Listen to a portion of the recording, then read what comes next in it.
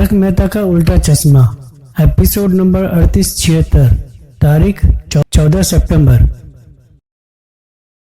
चिंतन के पिता डॉक्टर से बात करने के बाद में सबको रुकवाते हैं, आवाज बंद करवाते हैं और तो सभी पूछते हैं कि क्या हुआ। चिंतन के पिता कहते हैं अभी चिंतन के डॉक्टर का फोन आया था, उन्होंने कहा कि चिंतन का बीमारी का पता चल गया है और उसका इलाज भी मुमकिन है। साधु की वाणी सत्य थी, ये वाकई में इच्छा पूर्ति मटकी थी। चिंतन के पिता कहते हैं कि अब मेरा बेटा ठीक हो जाएगा। ये कहते हुए दौड़ के जाते हैं अपने बेटे के पास में और गले लगा लेते हैं। हाथी भाई कहते हैं कि मैंने कहा था ना कोई इलाज जरूर मिल जाएगा। और फिर चाचा जी कहते हैं कि भगवान का लाख लाख धन्यवाद और कहते हैं कि बोलो श्री कृष्ण कन्हैया लाल की जय, इच्छा पूर्ति मटकी की जय। चिंतन के पिताजी हाथ जोड़ के पूरी गोकुलधाम सोसाइटी से हाथ जोड़ के कहती है कि आप लोगों का सभी का बहुत बहुत धन्यवाद। आप लोगों की वजह से आज मेरे चिंतन की जिंदगी बच गई है और उसका इलाज भी संभव है।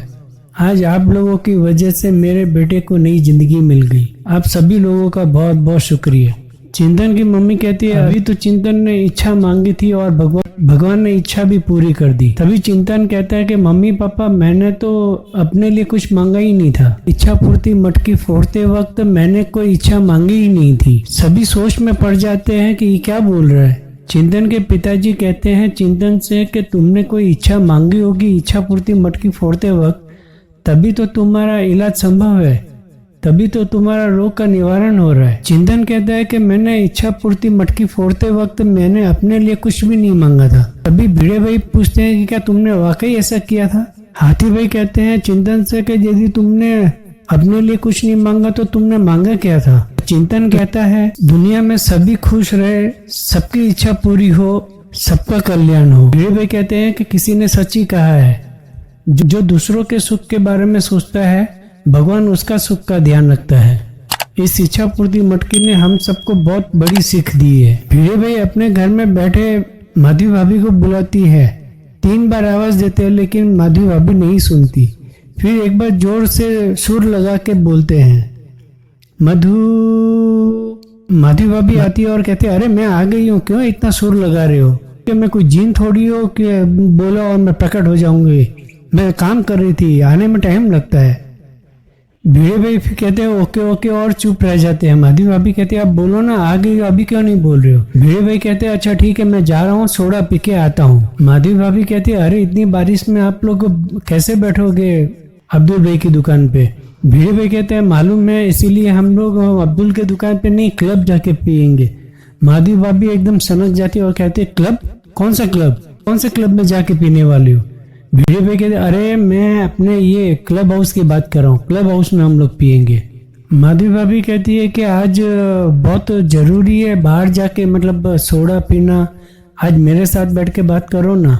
भिड़े भाई कहते हैं कि पूरा दिन तो तुम्हारे साथ में ही रहता हूँ ना, दोस्तों के साथ में थोड़ा समय बिताते हैं ना तो मूड एकदम फ्रेश हो जाता है। माधवी भाभी कहती है अच्छा ये तो बताओ आप लोग दोस्तों के साथ में बैठ के क्या बात करते हो। भिड़े भाई कहते हैं कि दोस्ती का उसूल है, दोस्तों के बीच में जो भी बात होती है वो घर पे आके बीवी को नहीं बताई जाती। तुम लोग अपने सहेलियों के साथ में कुछ बातें करते हो तो कि अपने पतियों को आके बताती हो। माधवी भाभी कहती है नहीं कभी नहीं। भिड़े भाई जाते वक्त छाता लेके जाते हैं तो माधवी भाभी टोकती है कि ये छाता खराब है, ये मत लेके जाओ, दूसरा लेके जाओ। भिड़े भाई कहते हैं क्यों क्या हुआ इसमें। माधवी भाभी कहती है इसका बटन खराब हो गया, वो खुलेगी नहीं। भिड़े भाई बड़े आराम से कहते हैं कि देखो ये छाता अभी खुल जाएगा। खोलने की कोशिश करती है लेकिन वो खुलता नहीं है, मेहनत करते हैं फिर भी नहीं खुलती। भिड़े भाई जोर लगाते हैं तो वो छाता और डंडी दोनों अलग हो जाती है और ऐसे खड़े हो जाते हैं मानो जैसे लड़ाई में लड़ने जा रहे हो, एक हाथ में तलवार एक हाथ में ढाल। भिड़े भाई थोड़े हिलते हैं तो माधवी भाभी कहते हैं रुक जाओ, हिलना मत। और फिर वो झूठ मूठ की थाली लेके आती है, दिया लेके आती है और फिर टीका करती है भिड़े भाई के कपाट पे। फिर आरती उतारती है, आरती उतारते हुए कहती है कि विजय भव और हाँ सोडा पूरा करके ही आना। बोलते वैसे रही है कई दुश्मन पे वार करने जा रहे हैं। भिड़े भाई कहते क्या कर रही हो तुम भी। माधवी भाभी कहती है ये छाते हैं अभी उतने पहले जैसे नहीं मिलते अभी। भिड़े भाई कहते हैं कि हमारे जमाने में जो छतरी मिलती थी सालों साल चलती थी, खाली साल में एक बार ऑयलिंग करनी पड़ती थी। माधवी भाभी कहती है कि इस जमाने में तो छाता तो क्या, रिश्ते भी एक साल नहीं टिकते, तो ये तो छाता बहुत दूर की बात है। भिड़े भाई जाते जाते कहते हैं कि हम मिडिल क्लास वालों की एक ही तकलीफ है, जहाँ खर्चा शुरू होता है कि फिर रुकने का नाम ही नहीं लेती, पूरे मुंबई की बारिश की तरह। मैं सोडी के साथ में चला जाऊंगा कह के निकल जाते। भिड़े भाई नीचे उतरते उतरते सोडी को फोन करते और कहते कि अरे सोडी तुम निकल गए, मैं तो तुम्हारे साथ ही आने वाला था क्लब में। सोडी भाई कहते हैं क्लब हाउस में नहीं, मेहता साहब के यहाँ पे आना है। भिड़े भाई कहते हैं क्या हो, मैंने चेक नहीं किया, चलो ठीक है मैं आता हूँ। सभी पुरुष मंडली मेहता साहब के यहाँ में जमा होती है और हंसी मजाक शुरू होता है। हाथी भाई मेहता साहब से कहते हैं कि अच्छा हुआ आपने अपने घर पे सोडा पार्टी रखी, वरना मैंने तो सोचा कि आज का प्रोग्राम तो कैंसिल ही था। फिर पोपट भाई कहते हैं कि ऐसे तो मेरे घर पे भी रख सकते थे सोडा पार्टी। हाथी भाई कहते हैं कि रख तो सकते थे, लेकिन तुम्हारे यहाँ आने के लिए 2 फ्लोर चढ़ना, तो खाना तो ऐसे ही पच जाता था। सोडी कहता है कि अंजलि भाभी भी यहाँ पे नहीं है, मेरी वाइफ भी नहीं है यहाँ पे, तो क्यों नहीं हम सोडे के साथ में कैरम भी ले लें। तो अय्यर भाई कहते हैं कि तुम्हारी वाइफ और अंजलि भाभी नहीं है, लेकिन हमारी वाइफ तो है ना सभी यहाँ पे। तो सोडी कहता है हाँ तो फिर बाहर चलते हैं। हाथी भाई कहते हैं बारिश में। भिड़े भाई कहते हैं कि यदि माधवी को पता चल गया ना तो घर में बवाल हो जाएगा।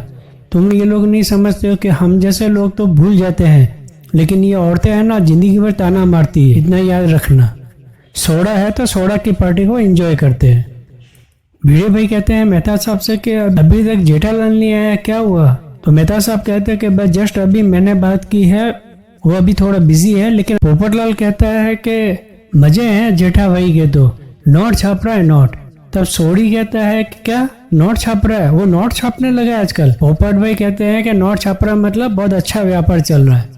जेठा भाई की दुकान पे एक ग्राहक अंदर आता है तो भागा कहता है ओहो वापस एक ग्राहक आ रहा है। तो जेठा भाई कहते हैं कि भाई ग्राहक आ रहा है तो तुझे क्या तकलीफ है, कस्टमर लोग भगवान होते हैं। ग्राहक के अंदर आते ही भागा कहते हैं आइए भगवान। ग्राहक एकदम सोच में पड़ जाता है। तब जेठा भाई कहते हैं कि हमने अपने स्टाफ को इसी तरह की ट्रेनिंग दी है, ग्राहक अपना भगवान होता है, इसलिए वो कोई भी कस्टमर आए तो उसे भगवान कह के ही हम लोग बुलाते हैं। ग्राहक एकदम खुश हो जाता है। जेठा भाई पूछते हैं कि बताइए क्या सेवा करूँ आपकी, क्या लेंगे आप। ग्राहक कहता है कि मुझे कुछ लेना नहीं है, मुझे ये मोबाइल बेचना है। जेठा भाई कहता है अच्छा तो ये मोबाइल बेच के आपको नया मोबाइल लेना है। ग्राहक कहता है नहीं मुझे लेना नहीं है, खाली बेचना है ये मोबाइल। भागा कहता है कि हम लोग मोबाइल नहीं खरीदते, यदि आप इसके बदले कोई दूसरा मोबाइल लेते हैं तो हम इसको एक्सचेंज करके नया मोबाइल दे सकते हैं। भागा फिर ग्राहक को जाने के लिए बोलता है। जेठा भाई टोकते हैं और कहता है नहीं एक मिनट मोबाइल दिखाइए आपका। मोबाइल देख के ये मोबाइल तो बहुत ही पुराना हो चुका है, मेरी सलाह मानिए तो ये मोबाइल को जितना जल्दी हो बेच दीजिए और नया ले लीजिए, बाकी इसके बाद में कोई कीमत भी नहीं आएगी। जेठा भाई समझाते हैं कि अभी मौका है, अच्छी समय है, तो आप इसको बेच दीजिए, क्योंकि थोड़ा समय जाने के बाद फिर तो इसका 3-4 हजार भी नहीं आएगा। ग्राहक खुश हो जाता है और कहता है ठीक है आप इसी कंपनी के हिसाब से मुझे नया मोबाइल दिखा दीजिए। इधर भागा झड़बड़ी करता है जल्दी जाने के लिए, तो ग्राहक को पसंद आता है और वो मोबाइल खरीद लेता है। ग्राहक के जाने के बाद में जेठा भाई कहते हैं देखा तू तो उसको ऐसे ही भेज रहा था, मैंने तो उसको मोबाइल भी खरीदवा दिया, धंधे पे ध्यान नहीं है आजकल। भागा कहता है कि धंधे पे ध्यान देने के लिए टाइम लिमिट भी तो होना चाहिए ना, रात के 10:30 बज गए हैं, खाली धंधे पे ध्यान देंगे तो परिवार पे कब ध्यान देंगे। बड़े सयाने भी तो कह के गए हैं ना, जीवन में काम करो, प्रगति करो, आगे बढ़ो, लेकिन साथ में परिवार का भी ध्यान रखो। जेठा भाई कहते हैं कि ये बड़े सयाने बार बार बोलता है कौन ये बड़े सयाने। नटू काका आप तो नहीं है, आप ही तो नहीं सिखा रहे इसको, बार बार ये कहता है कि बड़े सयाने कह के गए, बड़े सयाने कह के गए। तो नटू काका कहते हैं कि सेठ जी इस भागा ने कहा बड़े सयाने कह के गए, मैं तो अभी हूँ। बावरी आके कहती है बागेश्वर जी आप अभी तक यहीं पे है, काम का समय तो कब का खत्म हो गया, चलिए फटाफट दुकान बंद करिए। जेठा भाई ओ करके कहते हैं तू कौन होती है बोलने वाली के दुकान बंद करो। बावरी कहती है आपके एम्प्लॉय की होने वाली बीवी। बावरी वापस कहती है कि नहीं मैं गलती से मिस्टेक हो गई, जी मालिक होने का भी एक समय होता है। जेठा भाई कहते हैं वो कब, सुबह दुकान खुलने के 9 बजे से लेके रात को दुकान बंद होने तक, तब आप मालिक है, उसके बाद दूसरों की भी अपनी जिंदगी होती है। भागा कहता है कि सेठ जी को आप कुछ भी मत बोलिए क्योंकि मैं ओवर टाइम मैं अपनी मर्जी से यहाँ पे करता हूँ। तो बावरी कहती है ठीक है तो मैं फाड़ देती हूँ। जेठालाल डर जाता है और कहता है कि यहाँ पे दुकान में फोड़ा फोड़ी करने की कोई जरूरत नहीं है। भागा कहता है कि वो पिक्चर की टिकट फाड़ने की बात कर रही है। बावरी कहती है कि हमारा पीपीपी का प्रोग्राम ही कैंसिल कर दिया आपने। जेठालाल कहता है पीपीपी क्या होता है। भागेश्वर कहता है कि पहले पाव भाजी, फिर पिक्चर, फिर इंटरवल में पॉपकॉर्न। भागा कहता है बावरी को कि अभी ये प्रोग्राम हम कल पे रखेंगे, आज नहीं करेंगे। बावरी कहती है कि आपको मुझसे नहीं, आपके इस दुकान से आपको प्यार है। दुकान को ही प्यार करिए, दुकान में ही पिक्चर दिखिए।